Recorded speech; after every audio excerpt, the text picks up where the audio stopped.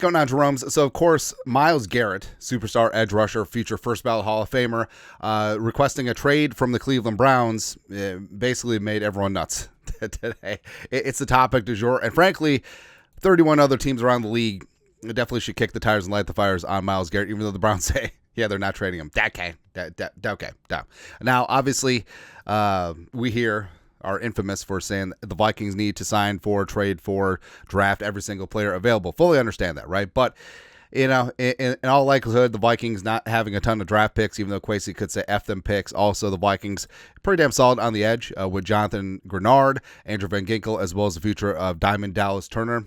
I fully understand it. Now, what I don't understand is people saying, like, well, he's not a scheme fit for Brian Flores. I feel like if you have a crack at a generational talent, I feel like you change things up a little bit. I feel like there'd be a lot more mixed fronts there with the Minnesota Vikings. I feel like Flores would make it work. And plus, it would be really damn entertaining. Like, again, could you imagine Myles Garrett in conjunction with AVG, Grenard, Turner, or maybe trade one of them to facilitate a deal? Don't know. But a long story longer, probably not going to happen. But ESPN, the worldwide bleeder of readers, viewers, and listeners, some guy named, what was his name?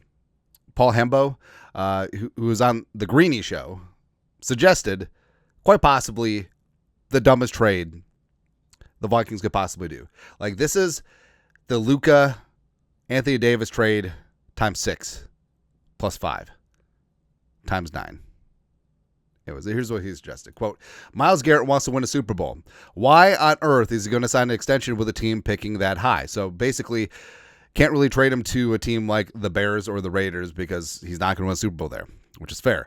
But of course, the Cleveland Browns are going to want to recoup as much value as possible. So I'll go to the bottom of the draft and just pose for you a hypothetical.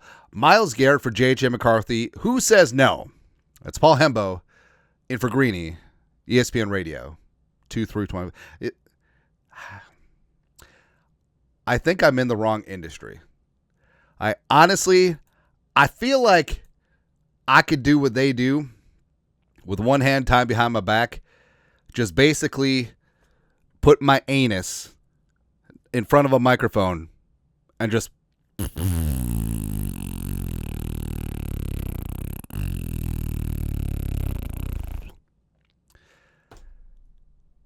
because that's basically what that take was. Just a complete wet taco fart. No, the fart is wet, not wet tacos. Unless they're burrito tacos with the au jus. Then I guess it'll be a wet taco, wet fart. So it's like Too Fast, Too Furious. But again, it's idiotic, right? Myles Garrett, don't get me wrong, superstar talent. But JJ McCarthy is the truth for the Vikings. He's going to be the future franchise quarterback, and he's exceedingly valuable, especially this year's draft. Like, Shedeur Sanders, Cam Ward are studs, don't get me wrong, but they would not be in the top 6 in last year's quarterback class. There's a reason why Kwesi, Kevin O'Connell, and the Vikings made sure that they had their guy in last year's draft, and they made sure that they spent the assets to go get him. That's exactly what the Vikings did with J.J. McCarthy. Now, if the Browns are interested in a quarterback, may we interest you in our finest tagged and traded Sam Darnold's. I feel like Darnold would do some work with Stefanski, but again, probably not going to happen. Like, there's like a 0.05% chance that the Vikings pull this off, and then they would make it work with Flores and the scheme. I mean, would they trade picks? Would they trade edge rushers? Would they trade whatever? Would Darnold be part of it? But I will tell you one thing. J.J. McCarthy will not be part of the deal, right? Now, it'd be different if Myles Garrett was 22, but he's going to be 30.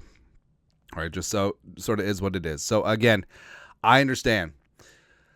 I understand that it is extremely hard